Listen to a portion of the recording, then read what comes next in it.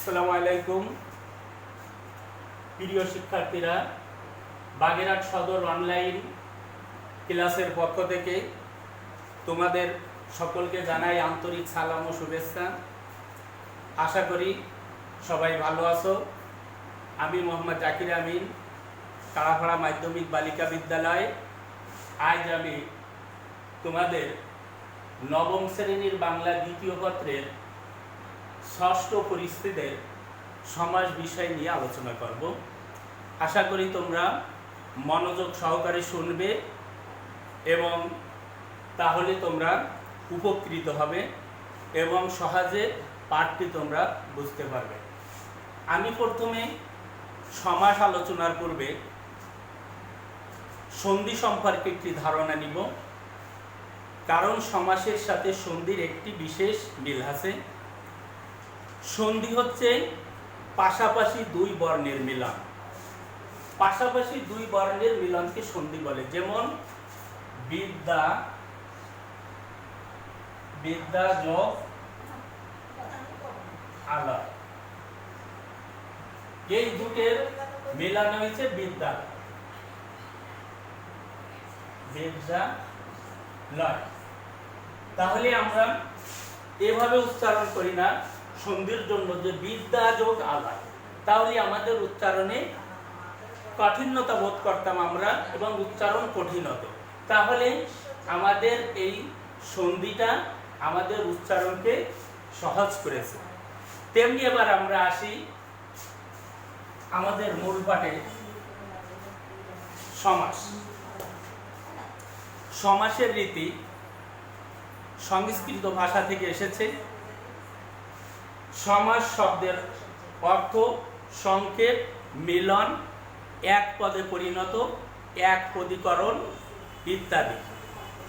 আর বহুল অংশে সমাস বলা হয় পরস্পর অন্বয় বিশিষ্ট দুই বা ততোধিক পদের এক পদে পরিণত হওয়াকে সমাস বলে। এখানে একটি বিশেষভাবে লক্ষণীয় যে সমাসবদ্ধ পদে দুটি পদ থাকে, দুটি পদ থাকে সমাসবদ্ধ পদে।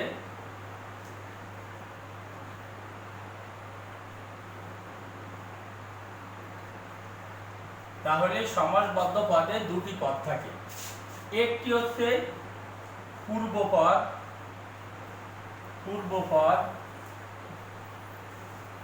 আর দুই নম্বর অপরটি হচ্ছে পরপদ। এই পরপদের অপর নাম হচ্ছে উত্তরপদ। এই সমাসের প্রয়োজনীয়তা কিন্তু অনস্বীকার্য।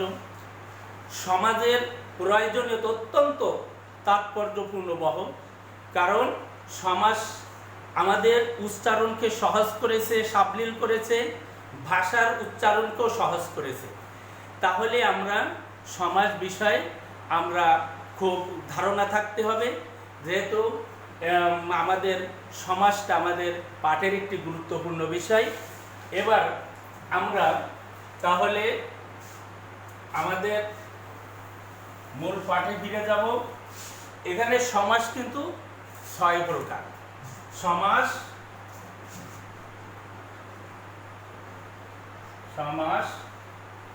6 প্রকার।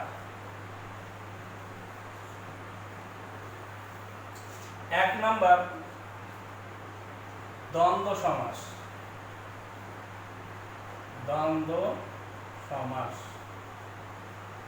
2 নম্বর দ্বিগু সমাস।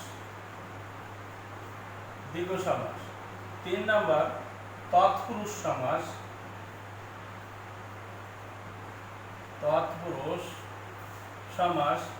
4 নম্বর কর্মধারায়।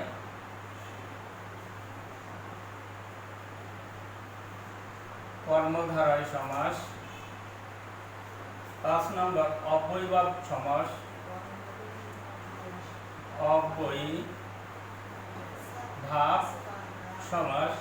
6 নম্বর বহুব্রীহি সমাস। সমাস। তাহলে আমরা জানলাম যে সমাস হচ্ছে 6 প্রকার। 1 নম্বর দ্বন্দ্ব সমাস, 2 নম্বর দ্বিগু সমাস, 3 নম্বর তৎপুরুষ সমাস, 4 নম্বর কর্মধারয় সমাস, 5 নম্বর অব্যয়ীভাব সমাস, 6 নম্বর বহুব্রী সমাস। এবার আমরা সমাস কিভাবে সমাস চেনার একটা সহজ উপায় আছে বা কৌশল আছে, এগুলো যদি তোমরা মনে রাখো তাহলে সমাস নির্ণয়ের ক্ষেত্রে তোমাদের বুঝতে সহজ হবে। এখানে একটা বিশেষভাবে লক্ষণীয় যে একটি সমাস নির্ণয়ের ক্ষেত্রে কয়েকটা পদের সমন্বয় থাকে। যেমন প্রথম থাকে হচ্ছে সমস্ত পদ, তারপর হচ্ছে সমস্ত মান পদ বা ব্যাস বাক্য, আর তারপর হচ্ছে সমাসের নাম। এখানে আমরা যদি কোনো ব্যাস বাক্যের ভিতরে ও এবং আর এই অব্যয় পদগুলো থাকে তাহলে আমরা বলবো এটি দ্বন্দ্ব সমাস। যেমন দ্বন্দ্ব সমাস, আগে আমরা লিখি সমাস নির্ণয় প্রথম বর্ষের সমস্ত পদ পিতা মাতা, পিতা মাতা। এবার আমরা ব্যাস বাক্য করি পিতা ও মাতা, পিতা ও মাতা। তাহলে আমাদের একটা সমাস কোন সমাস হবে? যেহেতু ও অব্যয়টি আছে তাহলে আমরা এটা বুঝবো দ্বন্দ্ব সমাস, দ্বন্দ্ব সমাস। এবার দেখো তাল তমাল, তাল তমাল কি হবে? তাহলে এটা ব্যাস বাক্য হবে তাল ও তমাল, সমাস হবে দ্বন্দ্ব সমাস। এবারে দেখো জমা খরচ,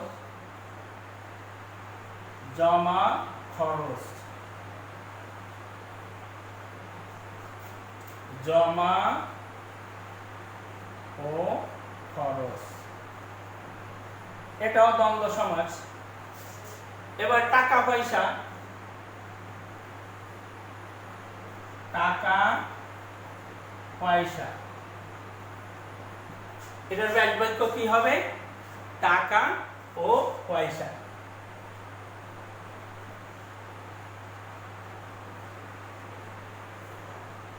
এটা আমাদের হবে দ্বন্দ্ব সমাস। এবার যদি আমরা বলি 9 6, 9 6, তাহলে এটা হবে 9 ও 6, 9 ও 6, 9 6, এটাও দ্বন্দ্ব সমাস। আবার যদি বলি হাট বাজার, হাট বাজার, তাহলে হবে হাট ও বাজার, হাট বাজার। তাহলে আমরা দ্বন্দ্ব সমাস বুঝতে পেরেছি, আশা করি তোমরা বুঝেছো। এবার আমরা যাব দ্বিগু সমাসে। দ্বন্দ্ব সমাস গেল, এবার আমরা দ্বিগু সমাস আসবো। দ্বিগু সমাস চিনার একটি উপায় হচ্ছে যদি কোনো ব্যাস বাক্যের ভিতরে সমাহার কথাটি উল্লেখ থাকে তাহলে আমরা এটা দ্বিগু সমাস ধরে নেব।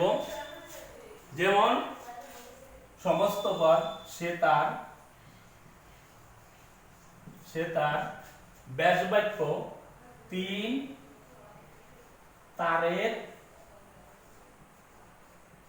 তারের সমাহার। আর সমাস হচ্ছে দ্বিগু সমাস, দ্বিগু সমাস, দ্বিগু সমাস। এবার যদি আমরা চৌমোহনা, চৌমোহনা চৌমোহনা, চৌমোহনার সমাহার, চৌমোহনার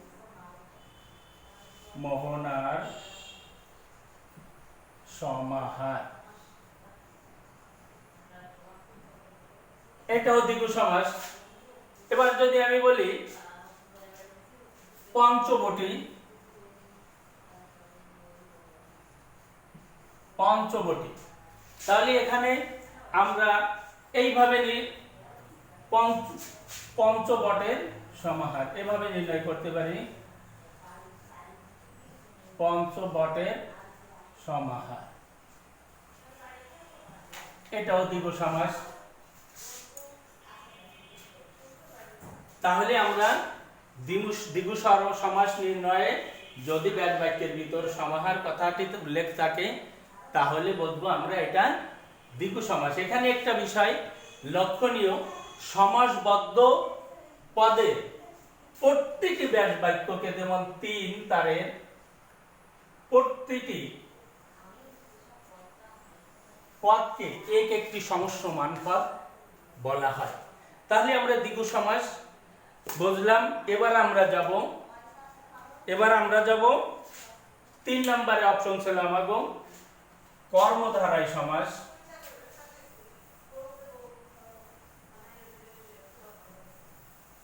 না, 3 নম্বর আমাদের তৎপুরুষ সমাস।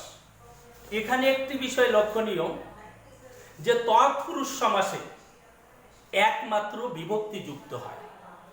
আমরা আগে জেনেছি কারক নির্ণয়ের ক্ষেত্রে যে বিভক্তি হচ্ছে মোট 7টি, প্রথমা বিভক্তি, দ্বিতীয় বিভক্তি, তৃতীয় বিভক্তি, চতুর্থী, পঞ্চমী, ষষ্ঠী এবং সপ্তমী বিভক্তি। এই বিভক্তি যুক্ত সমাসই হচ্ছে একমাত্র তৎপুরুষ সমাস। যেমন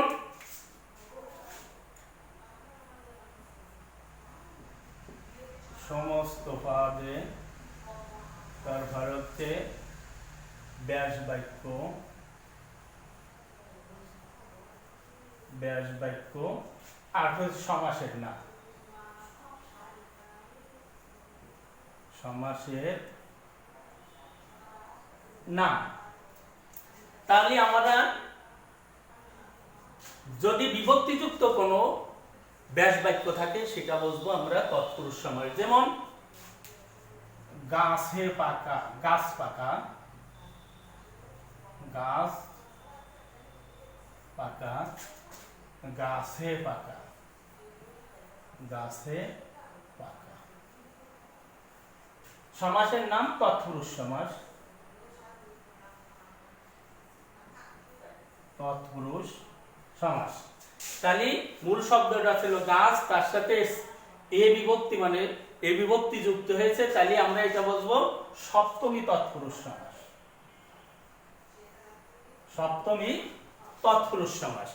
এবার যদি আমরা আরেকটা দেখি রাজপুত্র, রাজপুত্র, এখানে রাজপুত্র যদি আমরা ব্যাস বাক্য করি তাহলে হবে রাজার পুত্র,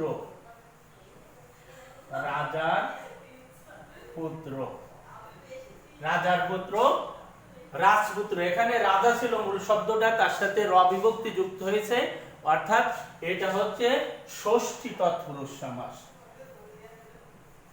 ষষ্ঠী তৎপুরুষ সমাস। এবারে যদি আমি বলি যে শাক দুগ্ধ, শাক দুগ্ধ, তাহলে ব্যাস বাক্য কি দাঁড়ায় এসে ব্যাস বাক্য দাঁড়ায় শাগির দুগ্ধ, শাগির দুগ্ধ, শাক দুগ্ধ। তাহলে এখানে র বিভক্তি আছে, এটাও ষষ্ঠী তৎপুরুষ সমাস। এবারে যদি আমি বলি মাতৃভক্তি,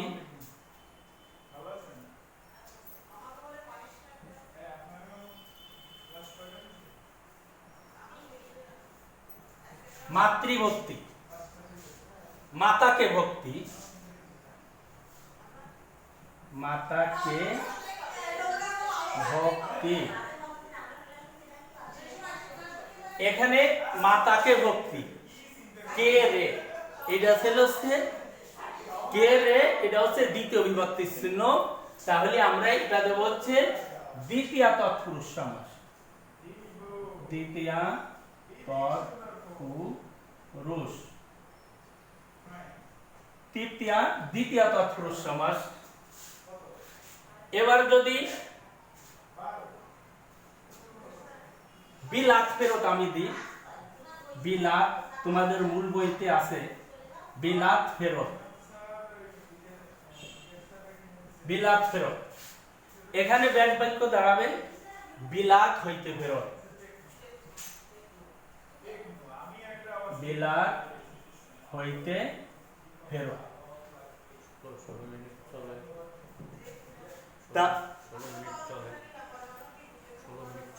তাহলে আমরা এটা বুঝলাম, এটা পঞ্চমী তৎপুরুষ সমাস, পঞ্চমী তৎপুরুষ সমাস। আমরা তাহলে গেলাম, আমরা সালাম হচ্ছে তৎপুরুষ সমাস, আশা করি সবাই বুঝতে পেরেছো। এবার আমি আসি কর্মধারয় সমাস। এখানে কর্মধারয় সমাস কিন্তু বিশাল, এর ভিতর কর্মধারয় সমাসের কয়েকটি প্রকার আছে, যেমন মধ্যপদলোপী কর্মধারয়, রূপক কর্মধারয়, উপমান কর্মধারয়, উপমিত কর্মধারয়। আমি আজকে এই কর্মধারয় সমাস তোমাদের বলে আমি আজকে সমাসের পাঠ এই পর্যায়ে শেষ করব। আশা করি আগামী ক্লাসে আমি অব্যয় বা বহুব্রী এবং সব সমাস নিয়ে সংক্ষেপে আলোচনা করব। এবার আমি আসি কর্মধারয় সমাস। এখানে একটু বিশেষ ভাবে লক্ষ্য করবে তোমরা, এই কৌশলটা মনে রাখবা, যে বা যিনি দিয়ে, যে বা যিনি দিয়ে যদি কোনো সমাসের ব্যাস বাক্য করা হয় তাহলে তোমরা সেটা বুঝবা কর্মধারয় সমাস। যেমন মহানবী, মহানবী, মহান ব্যাস বাক্য হচ্ছে মহান যে নবী, মহান যে নবী, সমস্ত ভাবে এসে মহানবী হয়েছে, কিন্তু সমাস হবে কর্মধারয় সমাস, কর্মধারয় সমাস।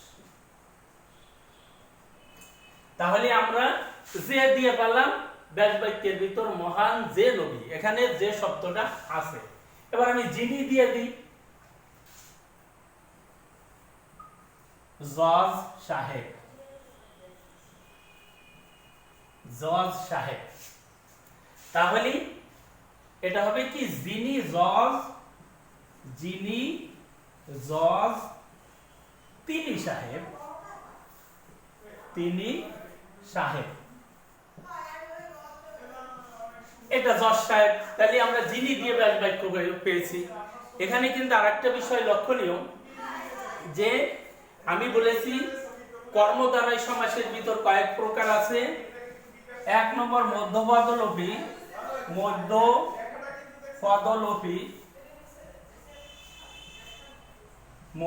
মধ্যপদলোপী কর্মধারয়, কর্মধারয়, এটা মধ্যপদলোপী কর্মধারয় চিনার একটি উপায় আছে। যদি কোনো ব্যাস বাক্যের ভিতরে যদি আশ্রিত, মিশ্রিত, রক্ষার্থে এই শব্দগুলো, এই পদগুলো থাকে, তাহলে তোমরা বুঝবা যে এটা কর্মধারয় সমাস। যেমন পলান্ন, পল মিশ্রিত যে অন্ন, পলান্ন, এটা মধ্যপদলোপী কর্মধারয়। তারপর হচ্ছে তোমাদের স্মৃতিসৌধ, স্মৃতি রক্ষার্থে সৌধ, স্মৃতিসৌধ, এটাও মধ্যপদলোপী কর্মধারয়। আরেকটা আছে 2 নম্বর রূপক কর্মধারয়, রূপক কর্মধারয়। রূপ দিয়ে যদি কোনো ব্যাস বাক্যের ভিতর রূপ কথাটা থাকে তাহলে আমরা বলবো এটা রূপক কর্মধারয়। যেমন মন মাঝি, মন রূপ মাঝি, ক্রোধনাল, ক্রোধ রূপ অনল, বিষাদ রূপ সিন্ধু, এগুলো সব রূপক কর্মধারয়। উপমান কর্মধারয়, উপমান মানে তুলনীয় বস্তু। এখানে উপমান উপমান হচ্ছে যদি কোনো, এটা একটা চিনার উপায় আছে, যদি কোনো ব্যাস বাক্যের ভিতর ন্যায় কথাটা মাঝে থাকে তাহলে তোমরা বুঝবা সেটা উপমান কর্ম দ্বারায়। আর উপমান হচ্ছে তুলনা করা, তুলনীয় বস্তু। তাহলে আমরা বুঝলাম যে উপমান কর্ম দ্বারায় যদি ন্যায় শব্দটা বাক্যের মাঝে থাকে, যেমন শশ ব্যস্ত, শশের ন্যায় ব্যস্ত, শশ ব্যস্ত, তাহলে তোমরা এটা বুঝবে যে এটা হচ্ছে তোমার উপমান, উপমান কর্ম দ্বারায়। তুষার শুভ্র, তুষার শুভ্র, তুষারের ন্যায় শুভ্র, এগুলো হচ্ছে তোমার উপমান কর্মধারায়। অরুণ রাঙ্গা, অরুণের ন্যায় রাঙ্গা, এগুলো ন্যায় শব্দটি যদি মাঝে দিয়ে ব্যাস বাক্য করা থাকে তাহলে তোমরা বুঝবে যে এটা উপমান কর্মধারায়। এবার উপমিত, উপমিত হচ্ছে সাধারণ গুণের উল্লেখ না করে উপমেয় শব্দের সাথে উপমানের যে সমাস হয় তাকে বলে হচ্ছে উপমিত কর্মধারায়। এবং এখানে একটি বিশেষ লক্ষণীয় যে ন্যায় শব্দটা এখানে কিন্তু ব্যাস বাক্যের শেষে হবে, যেমন চন্দ্রমুখ। উপমান সমাসে ন্যায় শব্দটা মাঝে দিয়ে ব্যাস বাক্য করা হয়েছিল, এখানে উপমিত কর্মধারায় কিন্তু ন্যায় শব্দটা আছে শেষে, যেমন মুখ চন্দ্রের ন্যায়, চন্দ্রমুখ। আবার বিষাদ, চন্দ্রমুখ এবং সিংহ পুরুষ, পুরুষ সিংহের ন্যায়। তাহলে আমরা আশা করি বুঝতে পেরেছি যে কর্মদ্বারাই সমাস কিভাবে আমরা সহজে বুঝবো এবং নির্ণয় করব। তাহলে এভাবে কিন্তু, তাহলে আমি আজকে তোমাদের দ্বন্দ্ব সমাস, দ্বিগু সমাস, তৎপুরুষ এবং কর্মদ্বারাই সম্পর্কে ধারণা দিয়েছি। আশা করি তোমরা বুঝতে পেরেছো। এখানে তাহলে আমি একটি সমাস নির্ণয় তোমাদের দিই, দেখি তোমরা পারো কিনা। সমস্ত পদে রূপ রস গন্ধ, রূপ রস গন্ধ,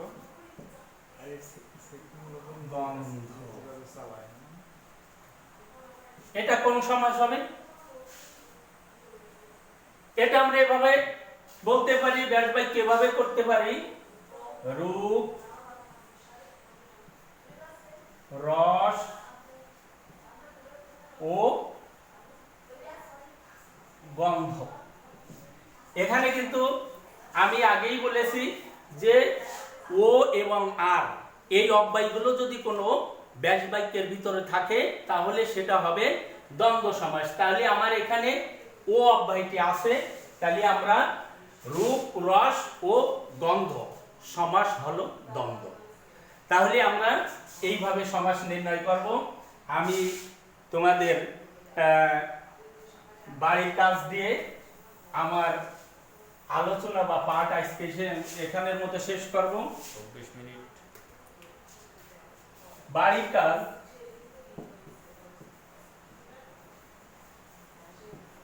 সমাস শব্দের অর্থ কি? সমাস শব্দের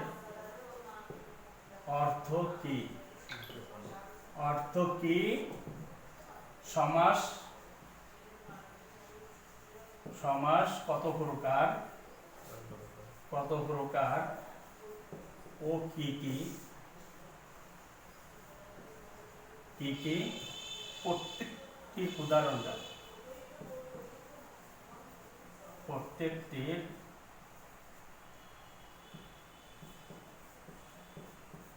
উদাহরণ দাও। তো আমার পাঠ আমি আজকে এখানে শেষ করছি। আল্লাহ হাফেজ। তোমরা সবাই ভালো থেকো, সুস্থ থাকো এবং স্বাস্থ্যবিধি মেনে চলো।